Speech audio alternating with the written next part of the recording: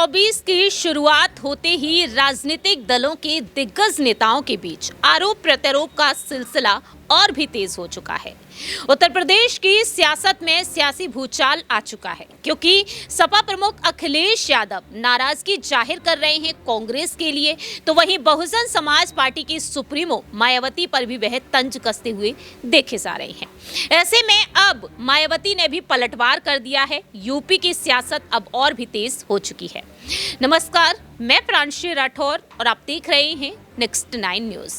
जानकारी के लिए आपको बता दें कि समाजवादी पार्टी के प्रमुख अखिलेश यादव बीते कल ही बलिया पहुंचे, जहां पर मीडिया के सामने खुलकर उन्होंने बात रखी। न सिर्फ कांग्रेस की भारत जोड़ो न्याय यात्रा को लेकर उन्होंने अपनी बात रखी, बल्कि यहां पर मायावती को लेकर जब सवाल पूछा गया कि क्या बसपा को इंडिया गठबंधन में शामिल किया जाना चाहिए, इस पर वह साफ तौर पर कहते हैं कि विश्वास कौन दिलाएगा, भरोसा कौन दिलाएगा अगर वह इस गठबंधन में शामिल भी हो जाती हैं तो।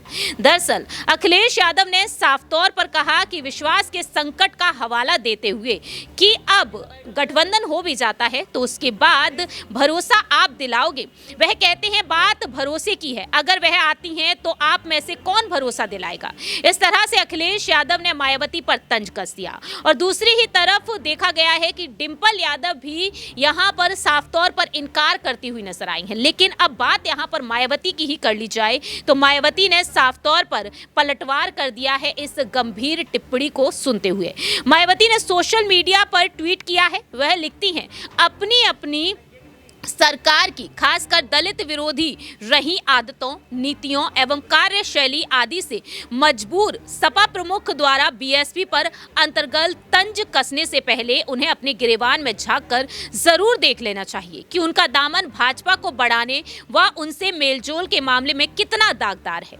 इतना ही नहीं, मायावती लिखती हैं कि साथ ही तत्कालीन सपा प्रमुख के द्वारा भाजपा को संसदीय चुनाव जीतने से पहले व उपरांत आशीर्वाद दिए जाने को कौन भुला सकता है, और फिर भाजपा सरकार बनने पर उनके नेतृत्व से सपा का नेतृत्व मिलना जुलना जनता कैसे भुला सकती है। ऐसे में सपा सांप्रदायिक ताकतों से लड़े, ये उचित होगा।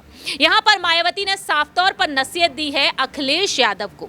अब देखना यही होगा कि आखिरकार मायावती का अगला बड़ा कदम क्या होगा, क्योंकि मायावती ये बात पहले ही साफ कर चुकी हैं कि विधानसभा चुनाव हो या फिर लोकसभा चुनाव हो, दोनों ही चुनाव वह अकेले ही अपने दम पर लड़ेंगी।